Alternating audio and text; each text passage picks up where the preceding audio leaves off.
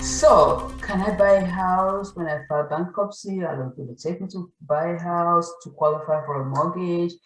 Chapter 7 or Chapter 13, KG? I don't know, but I have somebody that can answer those questions. Give me a minute. So, hey there, this is KG. I'm a realtor with Fairfax Realtor in Greenwich, where we help buyers to buy their dream home and sellers to sell their houses. And we do this in the Maryland, DC, and Virginia region. So, if you're looking to buy, sell, or move, or invest in real estate, contact us below. And don't forget to subscribe to the channel. So today we're talking about bankruptcy, even in this era of financial stress. So if you file bankruptcy, can you buy a house? When can you buy a house? Or what do you need to do? So I'm going to my expert who does mortgages for me. So Deanna, take it away. Introduce yourself. Hey, Keji, thank you so much for having me on your show today. My name is Deanna Furman, and I'm a VP of Mortgage Lending at Guaranteed Rate, and I'm licensed in Maryland, DC, Virginia, and Pennsylvania. Okay, so Deanna, the first question is, can you buy a house after bankruptcy or during bankruptcy? Is that possible? So, as you may know, bankruptcy is the legal process by which an individual or a business is deemed unable to pay their debts. And there are two main types of bankruptcy. There's Chapter 7 and there's Chapter 13. The difference, Chapter 7 is when an individual has their assets liquidated to pay off creditors, and then any remaining debts are typically forgiven. With a Chapter 13 bankruptcy, that's when the borrower goes on a repayment plan, typically over a 3 to 5 year period, and the debts are paid off entirely. So the waiting period varies. It's going to be longer with a Chapter 7. It's typically 2 to 4 years from the dismissal or discharge date, and that ranges depending upon the investor, versus a Chapter 13, the waiting period will be 1 to 2 years after the discharge or dismissal. Okay, so the key word is not when you file, but the time start counting for Chapter 7 after the discharge. Discharge or dismissal, yes, ma'am. The same thing with Chapter 13, the time start counting after you emerge, maybe discharge or dismiss from Chapter 13, right? That's correct. Okay, so since Chapter 13 is a repayment plan, can anyone be on 13 and still be able to purchase a house? Is that possible? As a matter of fact, yes. So with VA, FHA, and USDA financing, if a borrower has been on a repayment plan for a year and they've been making timely payments, they can go back to the bankruptcy court and request permission to enter into a mortgage. Okay, so the key word is timely payment, right?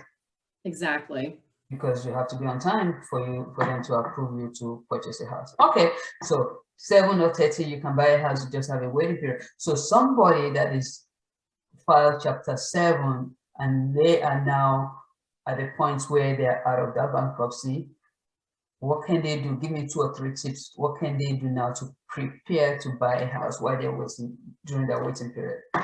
Number one, I would say come up with a budget. Sit down, figure out what it is that you're spending and how much you can set aside for savings.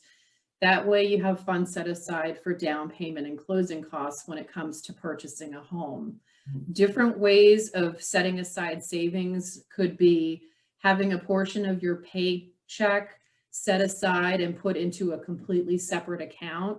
Some people use spending apps so you can see exactly where your money is going every month. Planning meal prepping and planning for grocery trips in advance. That way you're setting a budget and you're not exceeding it. Other things could be avoiding eating out. Also, you could take a look at your utility bills and if there's anything that could be reduced. And last but not least, take a look at subscriptions you may have that you've completely forgot about that are unnecessary. Those funds could go into a savings account every month. Okay. What about credit? So the person is now out of bankruptcy, Chapter 7 or 13, they apply for credit and now they're building their credit. What are the things that they can do to make sure they're on track? So you definitely want to stay current on your accounts. A 30-day late payment is going to be reported to the credit bureaus. It's going to negatively impact your scores, and it's going to stay on your history for 10 years. So you definitely want to avoid any late payments. And then you also definitely want to continue utilizing your credit as normal. For example, if you completely stop, that could be a red flag and could potentially impact your scores. And obviously, if you have any questions along the way, reach out to a mortgage loan officer. Okay. So out of bankruptcy already have that 3 or 4 years, depending on what you file. Now you talk to a lender like you, Deanna, and you're pre-approved and you have your pre-approval. Well, of course, we know because you get a pre-approval does not mean you're going to buy a house the next day. So what are those things that you can do to make sure you don't fall flat when time comes for you to buy that house? What are some things you can do? That's a really good question. Let's take a look at this visual here on the screen, and we'll go over some things to avoid once you're pre-approved. So you definitely don't want to apply for new credit repeatedly. Having your credit pulled, it's a hard hitter inquiry and could potentially impact the scores 7 to 10 points every time. You definitely don't want to max out your credit cards. And as a matter of fact, you should try to keep the credit utilization at 30% or below across the board. Don't start consolidating debt after you're pre-approved, because if you do some sort of debt consolidation, odds are the balance is going to be high in relation to the credit limit itself, which could potentially impact the scores. Don't close any accounts because those are contributing to your overall credit profile and credit history. If you're already pre-approved, don't go and pay off any collections or charge-offs. That would have been addressed up front if it were necessary. Don't transfer money back and forth between different accounts because any deposits or transfers need to be sourced and seasoned. Try to avoid changing jobs because that could potentially, that's going to require additional documentation. It could potentially delay the settlement because the employment does need to be verified. Also, don't let your bank accounts go into the red, meaning don't have overdrafts, because that could impact the loan as well. Other things include gift funds. Now, depending upon the loan program, gift funds may be permitted, but you want to have a detailed conversation with your mortgage loan officer about that in advance so you know exactly what's permitted and what's going to be required from a documentation standpoint. Another tip is don't keep cash on hand, thinking that could go towards the purchase of a home. All funds need to be sourced and seasoned.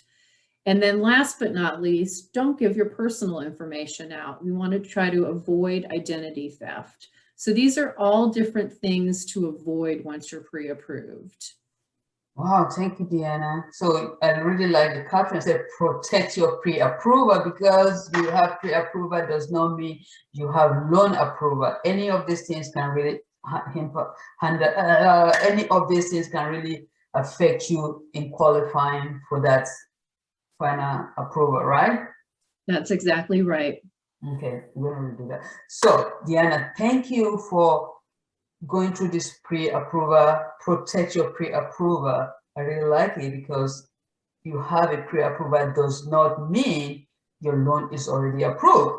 Any of these things that you have in here don't can really affect you buying the house when you did find a house, correct? That's correct. Okay, thank you, Deanna. So guys, you hear that. Because you file bankruptcy does not mean the end of the world. You can still definitely buy a house when you look at the different programs that are out there. And then when you do finally get pre-approval from Deanna, make sure you protect that pre-approval, everything that she said.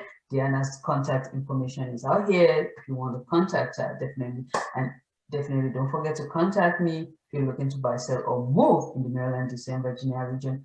And don't forget to subscribe to the channel. Ciao.